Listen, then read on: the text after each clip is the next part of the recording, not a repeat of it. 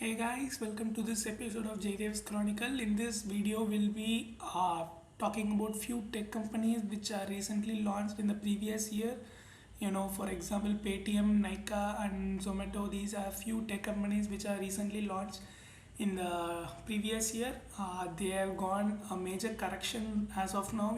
Due to these Russia-Ukraine conflict, they have gone a major correction. Let's analyze the business and let's analyze the numbers and let's see is this the right time to grab these companies and fill up portfolio. So before getting into the video, please do like, share, and please don't forget to subscribe the channel. Then these videos could reach uh, many people, so please do subscribe and please do like the video and please do share it with your friends. So this video I'm not going to do it as a single video. The next following 3-4 videos will be the continuation of this video. In this video we'll be analyzing about Paytm, which is a tech company, a kind of NBFC. We could say it as an NBFC. As of now, one will be analyzing its business model and how it is been performing, and is this the right time to grab it. As usual, we are in screener.com to analyze it. So let's go to Paytm. So here is Paytm. 197 Communication is its parent company name. So here it is. So let's leave the market cap, and the current price which is being traded is 765. So it might be surprising if you aren't a person who is following the market regularly, because it got launched at almost 1961, and the actual GMP before was, the gray market premium before launching was almost 2200, I guess, the rate which they gave. And I'll give you a surprise here. Even I'm one of the person who subscribed to Paytm's IPO. That's surprising, and even I've learned a major lesson from that move. I know that the company is making loss at that moment, but still I had a faith in this company because just before the IPO's quarterly results, they have showed a sign of improvement. They reduced their losses, but that was a trap for me. I believe that, and I applied for the IPO, and unluckily I got the IPO. Other IPOs I won't be receiving any, but this time I got an IPO. So the lesson which I've learned was that never bet a company against its fundamentals. That was a lesson, and that's really important. You must not bet a company against its fundamentals. You must believe the company only if the fundamentals are good, and that's a really important lesson. Now it's at 765. Its all-time low was 728, which it went, I guess, 2 days back. Today date is 10. I'm recording it on 10. So there's no dividend yield yet because it's a newly launched company, and book value is here. Return on equity would be negative because it's going down since it got launched. So let's go down. There's nothing to do with this map. Pros: companies almost debt free. They have less debt. They aren't completely debt free. They have debt. Let's see the numbers later. And cons are high. Usual suspect. Debtors days have increased from. Okay, company has a low return on equity. Obviously, company has low interest coverage ratio. Stock is trading at 7.77. That's okay. So here are peer comparison, FS and e-commerce. Nykaa, let me come to that next video or the next video. And Zomato, even that's on the list. Info Edge is something which you must not compare here. That's a really good company. And Paytm is here. Okay, these comparisons are nothing to do with the actual fundamentals. So here is the quarterly result. I said the trap. Here it is. Let me show the exact trap. So if you see in June operating profit list, it's been reporting huge losses continuously. In September -400, in December -500, and in June 2021 June.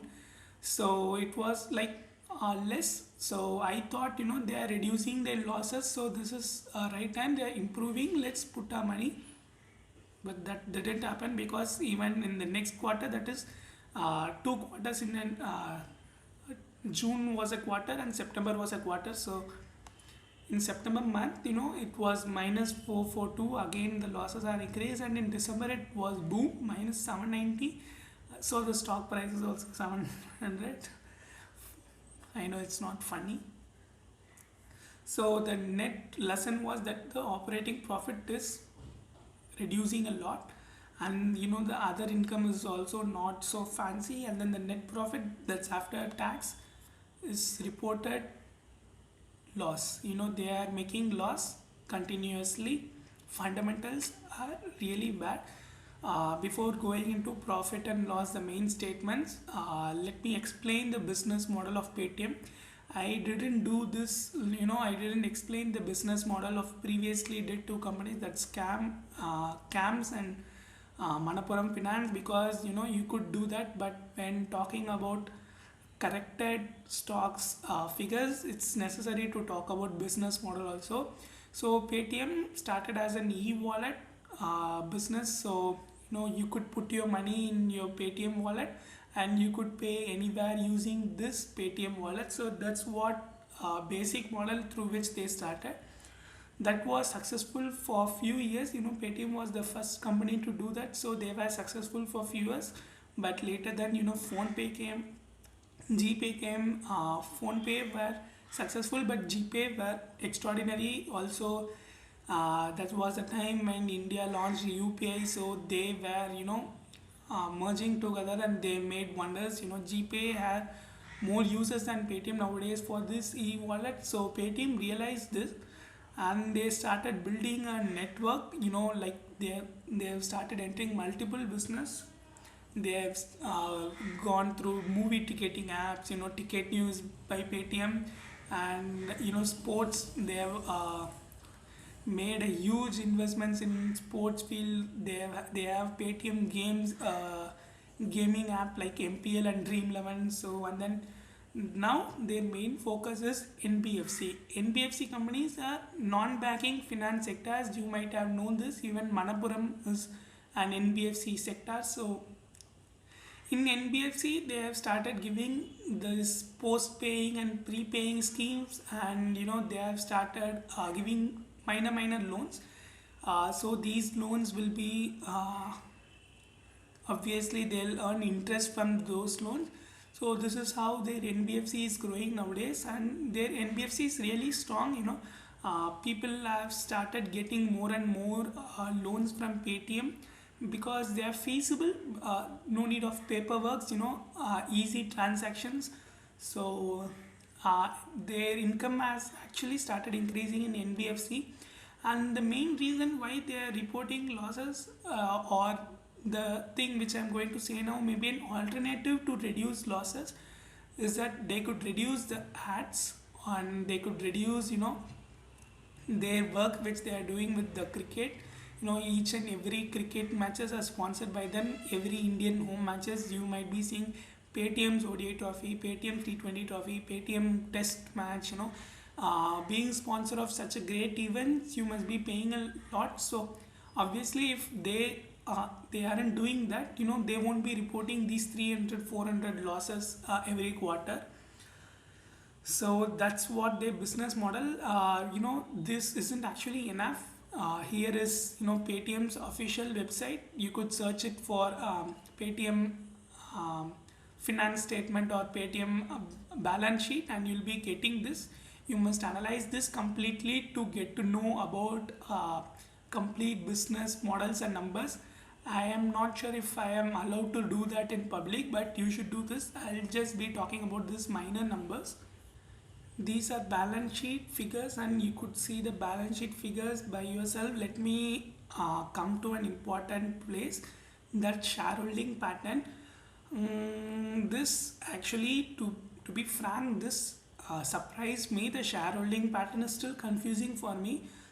First, let's see FIS. So they hold 9.36%. That's okay, because as I have said earlier in my videos also, FIS people love to invest in NBFC companies like Manappuram Finance and Muthoot Finance. They love investing in these kind of NBFC businesses and also banking business. You might have heard that HDFC Bank, ICICI Bank are falling continuously. That's the reason because FIS are selling continuously. FIS hold their money in these companies, and automatically if FIS are selling, these banking companies lose their value. So that's the reason why they are also corrected. So FIS is okay. Public are holding 89 percentages, and then comes DISs. So the domestic institutional investors just 1%. I'm really surprised how one Indian tech company has just 1% of DISs. So DISs still don't have faith in their business. So until they have faith, their value won't be increasing much. So I'm not talking a lot about this, but this really surprised me, the shareholding pattern of this company. So that's what to do with 197 communications. That's Paytm. If you ask me, am I going to buy it at this price? Definitely not. I am not interested at this price of buying this company. This doesn't make any sense. If they show some sign of improvement, I'll be considering that. But right now, I'm not investing this. But again, it's your wish to buy or not. I'm not an certified advisor. That makes no sense. I'm too young.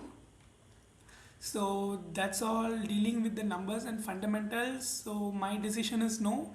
US is left with you, and please don't forget to like, share, and please do subscribe my channel. People aren't subscribing my channel after seeing videos, so please do subscribe.